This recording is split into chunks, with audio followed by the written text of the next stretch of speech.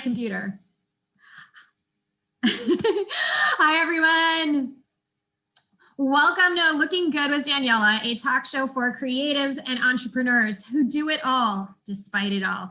I'm Daniella Platt, tastemaker and lifestyle connoisseur, founder of Looking Good Media and the creator of Jungle and Coffee, a accessory and merch line for things to remind you that you are unstoppable. I'm on a mission to make sure you take your art, you take your heart and your message to the world. And I love to interview people who will truly make an impact on your life. This show is here to inspire the inner you. Today, I'm here with Mel Mason, and she's going to share how creatives can unblock their clutter. We are all, as she just told me, we were all born with creativity and we get blocked. She's going to teach us how we can unblock so we can be more creative. Welcome, Mel. What's up, Daniella? So good to see you. Thanks for having me here. I love you. Great to see you. I love you back. You inspire me all the time. I will quickly read your bio so everybody can hear what I've been lucky enough to enjoy and experience since August 2020. You and I have been COVID family and seeing each other rise and seeing where you were at that time before you had a book, and now you are just exploding. It's really, really one of the most wonderful things for me to see. All right, let me read. And then meeting in the Zoom box and being able to jump out of the Zoom box and meet in person and make that connection real is even better. I know. And we got some hugs and some dancing in. We wore masks. We hugged during COVID. We hugged during COVID and we're okay. All right, you guys. So Mel Mason is an international best-selling author of the Clutter. International best-selling author Mel Mason is the Clutter Expert and sexual abuse survivor. She grew up depressed, suicidal, and surrounded by clutter. What she realized after coming back from the brink of despair and getting through her own chaos was that the outside is just the mirror of the inside. And if you only address the outside without changing the inside, the stuff, it just keeps coming back. That set Mel on her mission to empower people around the world to get free from clutter inside and out so they can experience happiness and abundance in every area of their lives. Mel, can you explain what is clutter and what does that even mean to get clear of clutter? What does this even mean? Yeah, ultimately, I know people hear the word clutter and they automatically think there's stuff, but for me, clutter is ultimately, so here's the deal. We were all born connected to the divine. We all come in with the same access to the divine flow of abundance. And throughout life, things happen and we kind of get clogged up and access to that flow gets blocked. To me, clutter is anything that blocks access to that flow. Clutter is anything that keeps you from being one with the divine, in a nutshell. Wow. So why is this so important? Can you give like 3 or 4 examples of what people can do to clear out their clutter and how it will help them unblock? Yeah, ultimately, I mean, the most important thing, it's not even 3 or 4, there's one thing. And I tell all my clients this, and I state this every time I say this, and I'm giving you the keys to the kingdom right now. You do this one thing and then everything in your life changes. Ultimately, all clutter, whether it be physical stuff in our environment or the excess pounds we carry on our waists or our stomachs, having too many drinks at night or needing Botox or binging and purging, whatever our thing is, binging on Netflix, whatever our thing is, it all comes from one thing, our avoidance of what's uncomfortable. We turn our attention away from what's uncomfortable and we avoid it. Mm-hmm. And so there's one answer. There's a turning towards oneself and being present for yourself and your own experience. It's that simple. The only requirement is your presence. That's heavy. How do people even do that? How do people turn towards their own presence on a day-to-day basis? It's funny. We're so conditioned to avoid ourselves. We're constantly turning away, whether we trying to write an email broadcast to our list and it gets uncomfortable and you don't know what to write. So then you go to the fridge instead, or, we're constantly avoiding what's uncomfortable. And so it's a relearning of being able to turn your attention just toward yourself. And all it is simply becoming willing to stop for 5 minutes and just sit with your eyes closed and pay attention to your breathing and just notice what it feels like to be you in your body in that moment. What exactly does it feel like to be Daniella in your body? Nobody usually, really needs to go there. Nobody needs to know it. We don't usually slow down long enough. We're not willing to slow down long enough to experience ourselves.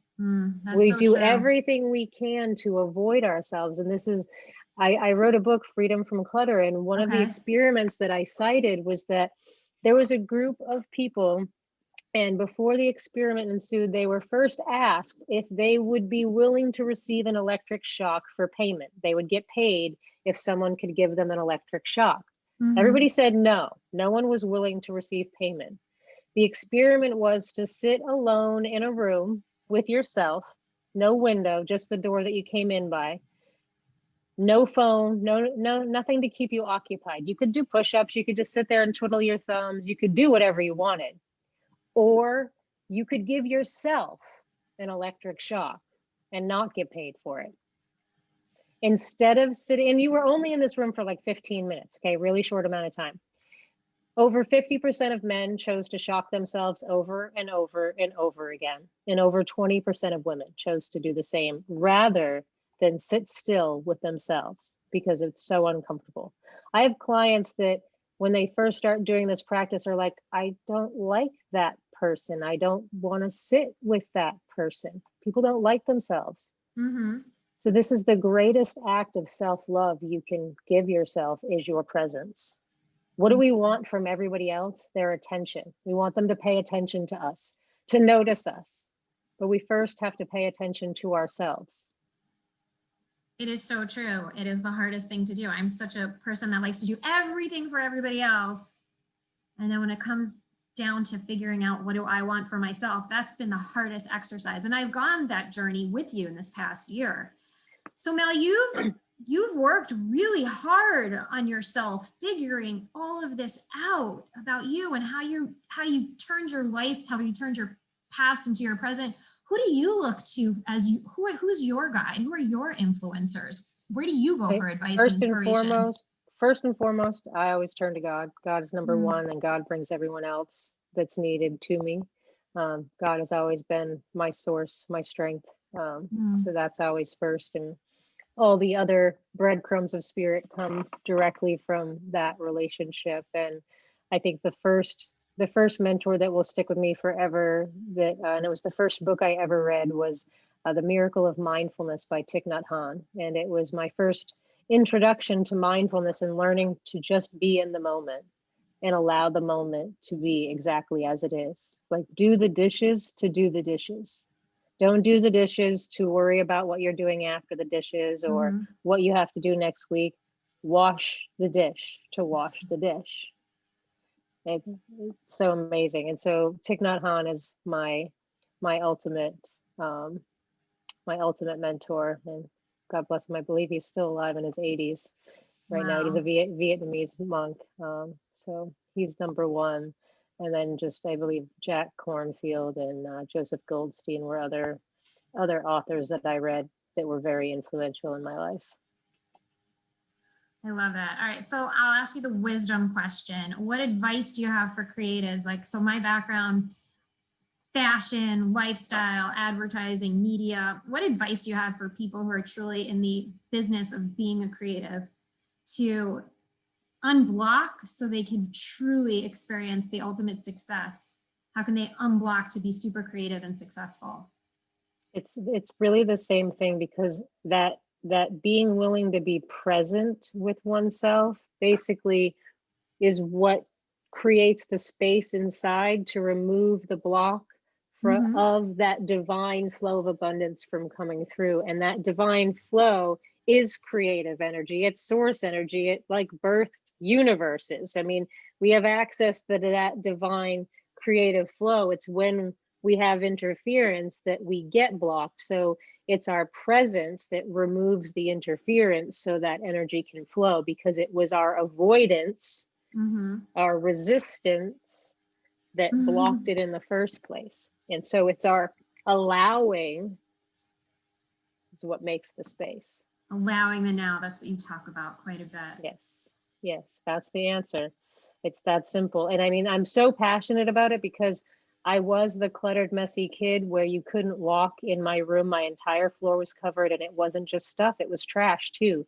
And I was fine living like that. There's nothing on my radar like I needed to do anything differently. And as a result of learning how to be present for my own personal experience, I just spontaneously started clearing my environment. I went from someone who was fine living like that to someone who could no longer tolerate clutter. It happened naturally from the inside out, from only doing this one thing, learning to be present for my own experience in a non-judgmental, loving space. That's it. That's all I do. Which is exactly what we're doing right here, right now. Being present, non-judgmental, together, and sharing it with the world so they can actually experience that as well. Absolutely. Mel, what's next for you? Every time I talk to you, you're on another stage. I think you have a show coming out. You have another book coming out. You've been asked to speak on. What's next for you? I have to look at the dates to see what order it's all going to happen in. But, okay, so what's next for you? What's next for you this spring, summer? Gosh, yeah. So first up is another One Habit to Entrepreneurial Success, not One Habit to Entrepreneurial, One Habit for the World's Greatest Leaders book is coming out. I'm contributing to that. So that launches at the end of the month. So I have another book coming out there. Okay. And then my new show, the Mel Mason Show, is in production and will be scheduled to air this July. So look for that at the Mel Mason Show coming out this July. Super excited about that. What is the show about? It's all about, it's your birthright to experience happiness and abundance in every area of your life and be one with God. And clutter is anything that gets in the way of that. So this show is about bringing you experts that aren't just me, that can help you address all the different levels of clutter so that you can find someone that you resonate with. And because when you can really clear the clutter in your own life and you have access to that divine flow of abundance and you're experiencing happiness and abundance as your birthright, then you're at peace and we can have world peace. Wow, I love it. I love that. I'm going to work really hard on being present. Every time I talk to you, I always feel like my feet feel like much more rooted into the ground. Okay, so you have the book coming out and you have the show coming out. Where are you speaking? You've got a bunch of speaking gigs coming up too? Yeah, so speaking on some summits, and then locally where I live, I don't know if you've ever familiar with, each community kind of has their own leadership development program. And I went through leadership and my entire class chose me to be their representative. I am speaking to them at our graduation. So I guess I'm valedictorian of my leadership Coachella Valley class without needing the grade point average because we don't get graded. So it was democratically chosen to have me represent my class. So I'm in the process of writing my speech and preparing it to present at graduation on May 20th. Mel, it sounds like you're living your absolute best life. Yeah, absolutely. You are 100%. Completely, it sounds like you are completely 100% in your zone of genius. Living it up, loving it. Finding that living space. The blessed life. Yep. And then bighorn sheep just show up. I went out hiking, saw a whole family of bighorn sheep with like 3 lambs last night, just right in front. I'm just like, oh, absolutely magical. Make space and magic happens. That's the answer. You never know when you're just going to walk by a flock of sheep. And it just really keeps getting better. Like everything keeps getting better. Like more and more abundance comes in, more and more shifts and changes in my awareness come in, like letting go of rigidity in other areas of my life, being more and more open. Like just an example I've been sharing recently is that I had been vegetarian for a couple years and then in December of 19 went vegan. And recently I'd been doing some research and reading about longevity and just, being rigid about anything is just not really beneficial to live a long life. And so I just started reevaluating things and decided that I'm not going to be rigid about anything in my life, and I don't want any labels. So I'm no longer vegan. I'm no longer vegetarian. I'll eat what I want to eat when I want to eat it, and I'll just choose to eat healthier, but I'm not going to be rigid about anything in my life. So it keeps changing and keeps evolving. And the more and more you spend time with yourself, the more keeps opening, the more awareness that you have, the more shifts, because we're never done. We're continuously evolving. And I think we're all striving to be in our own best skin and our own body, and to be able to deliver our truest, best version of ourselves, and to be comfortable in that space. And I love the advice you give about what you call the allowing the now, and just being present.